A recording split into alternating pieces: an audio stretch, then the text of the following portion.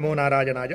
రేపటి రోజున శనిత్రయోదశి, సూర్యభగవానుడి కుమారుడైనటువంటి శనైశ్చర స్వామి వారికి అత్యంత ప్రీతికరమైనటువంటి రోజు.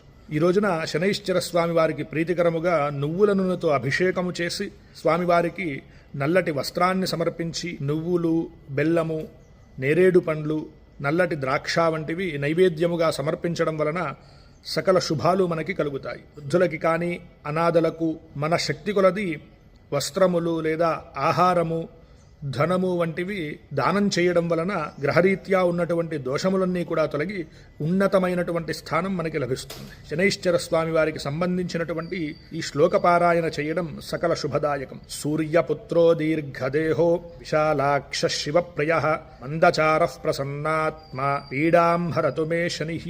ఇదే రోజున శివారాధన చేయడం సకల శుభదాయకం, శ్రేయస్కరం. ఆధ్యాత్మికపరమైన విషయముల కొరకు మన ఛానల్ని అందరూ కూడా సబ్స్క్రైబ్ చేయండి.